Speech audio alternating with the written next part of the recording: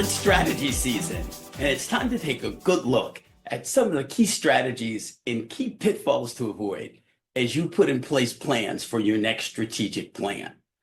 Well, if you've been at strategic planning for some time, you know exactly what happens. You go off on those 2 or 3 day retreats. You get all excited about this strategic plan the team's put together. You get back to your desk Monday morning. You are ready to get started on this plan. You put it right in the center of the desk as you sit there. You're ready to work on it. What happens? 2 hours later, somebody comes in with something that's urgent. So you move the plan aside on your desk a little bit and you begin working on this thing that's urgent. Half an hour later, something else comes in that's urgent. What do? You need to make a little more room on your desk. So you put the plan near the corner so you have room to work. So you work on the plan, but you're going to get back to that plan. You work on this thing.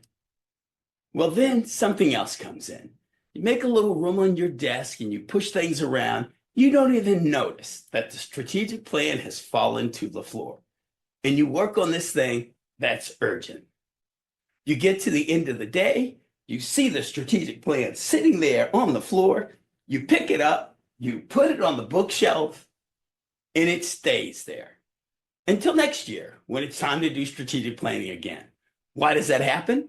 Because the strategy is not urgent.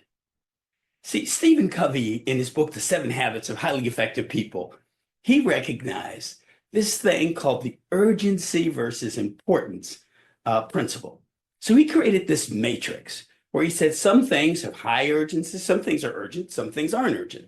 Some things are important, some things are not important. So look at this box. Highly important, highly urgent. That stuff gets done. How about this box? Not so important, not so urgent. You should spend as little time as possible on that box. How about this other one? These are things that are not important, but they're urgent. They're pressing on you. And you got to get them done. You respond because they're urgent. Well, take a look at this box. It's the most interesting one. It's important, but not urgent. I would put forth that just about everything in the strategic plan falls in that box. I'll prove it to you. It's got to be important. Why? Otherwise, it wouldn't be in the strategic plan. It can't be urgent because otherwise it would be done already. That makes sense, doesn't it? And so, unfortunately, human nature does the urgent, not the important. And so, unless you find a way to move your strategic plan into the urgency box, you too will be a bookshelf maker where your plan will be put up on the bookshelf because it's not urgent. Now, we've been at this for over 30 years. I want to share with you the best that we know for helping to make sure your plan gets implemented. We call it the 3-step monitoring process. See, monthly, you ask a question. Quarterly, you ask a different question.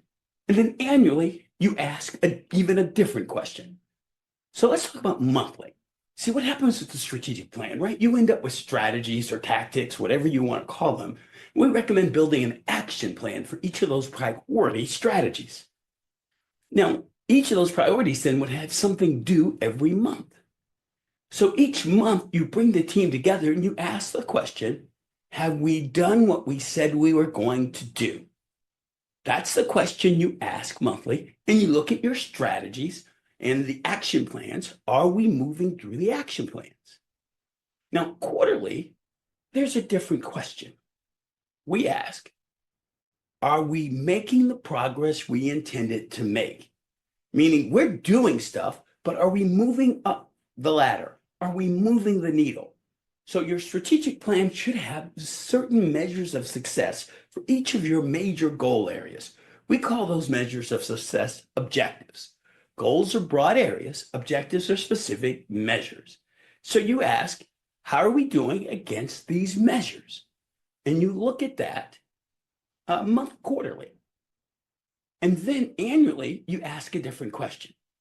See, you might be moving up the ladder, but wouldn't you hate to get to the top of the ladder, look around and say, oops, wrong wall?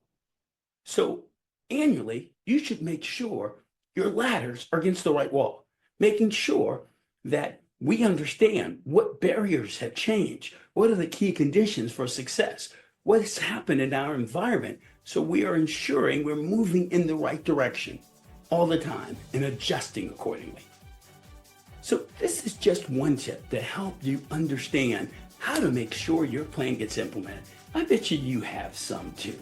So good luck with your upcoming planning. If you like what you hear and want to learn more, you can join us for one of our upcoming webinars.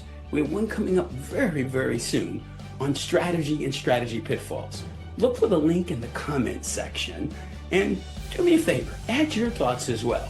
What are your best practices for ensuring your strategic plan gets implemented?